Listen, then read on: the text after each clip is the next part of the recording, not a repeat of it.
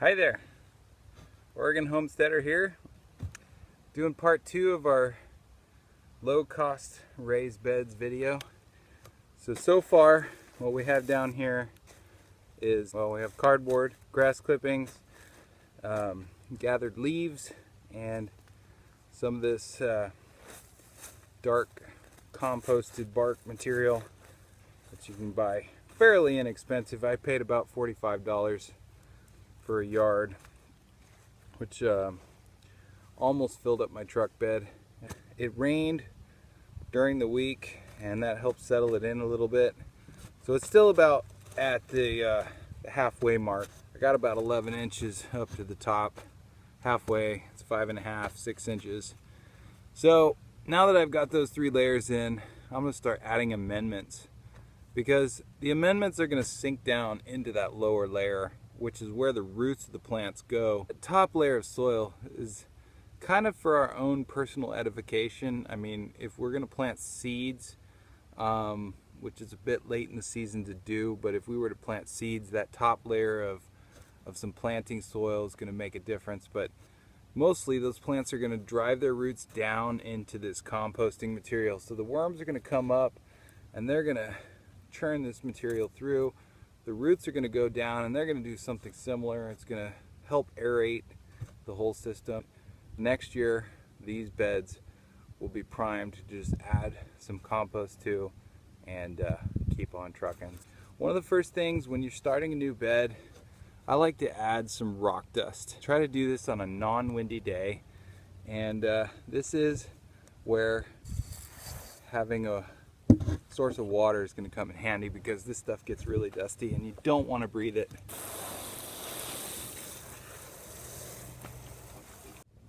So we put some rock dust down.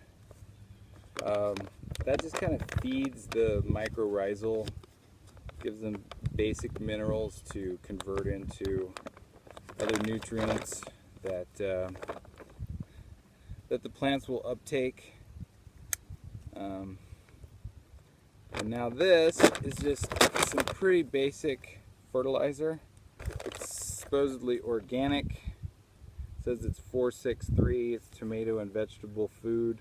You don't want to do too much, but you don't really need to worry about like measuring it. You just kind of sprinkle it as if you were seasoning, just seasoning the landscape. Now this stuff, it's gonna break down and filter down as you water it, and it'll feed the roots as they get older. It'll slowly give nutrients to the soil. So kind of an inexpensive way to add nutrients. Perlite, you can buy it in these big bags. It's really cheap. I'm not a big advocate of perlite. For one, it's kind of a processed substance, so it's not super sustainable, but it is very inexpensive. And we have clay soil here, so a little bit of this kind of in a lower layer, because it'll kind of rise to the top and it doesn't look that good when it settles to the top and it kind of gets dirty. This is kind of what they put in potting soil to give it better drainage. So a little bit of good drainage in this clay soil is not going to hurt anything. Again, it's pretty dusty. You don't want to breathe any of the dust. In this instance, we're going to go ahead and spray it down. Okay, so we've got some amendments in there. We've got our first layer of nitrogen and carbon and compost. And now we're going to move on to adding another layer of pretty much the same thing. So we got more grass clippings, we got more leaves. When we get to that third layer, instead of compost, we're going to lay down some planting soil. And that's another store-bought product in the bag. You can see it's a Gardener's Choice all-natural planting mix. It's definitely not cheap. It's about $9 a bag. And so that means you're looking at well over $100 a yard. So it's pretty fancy stuff, but it's got a lot of the nutrient and the inoculant, some organic material, and it's just great planting soil for the top layer. Being as it's the most expensive part, we're going to use it like on the icing on the cake. So this whole product down here is a bunch of cast off materials or really inexpensive stuff that we can use for years. Anyways, so we'll get to that right now. Another layer of grass clippings, leaves, and then we'll top it with this potting soil.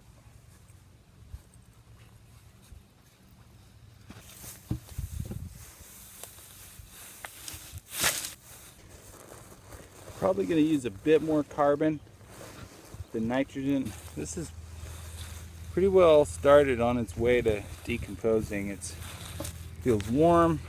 There's definitely some sand. There's some root material in here. There's some mud and dirt. Looks like it got rained on, so it was wet. Someone took the time to really work hard in the late fall to pick this up. It might have been winter, and it's already started decomposing in a pretty serious way. I mean, I could settle this in, spray it down a little bit.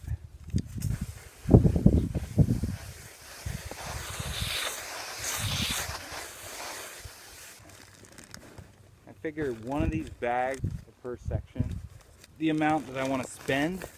So you kind of, that's one way to do things, is to kind of gauge how much money you want to spend. So now I'm putting on this planting soil. I mean, this is basically ready to plant in for anything. Being as this late in the season for me, I'm basically going to use it as a really good starting point for any small plants, any starts that I buy. And I have bought a handful of starts. So I could consider planting seeds right into this in the early spring. That's the top layer of pretty expensive soil. It's ready to plant right into. And I could do a lot more with this. I could do worm castings. I could do some coffee grounds. I have some actually from work. They've been gathering them for me and giving me the coffee grounds from people drinking several pots of coffee a day. It's kind of beautiful in its own right when you're considering that you're going to grow some amazing vegetables out of this. You also have to consider irrigation. When you're going to do this project, if you're going to have to tend to it every day and water it every day, you know, it's kind of a romantic idea. You could do that, you know, water your little plants and spray everything down. But what if you forget? You got to have several contingency plans. Rainwater collection is really important. It's really easy. Just get a drum, put it under your gutter, and collect water. Make sure you have the runoff go away from your house. And then, you know, have an irrigation system so that you can kick it on and it just waters everything. And if possible, put it on a timer or even a programmed system where it does different zones.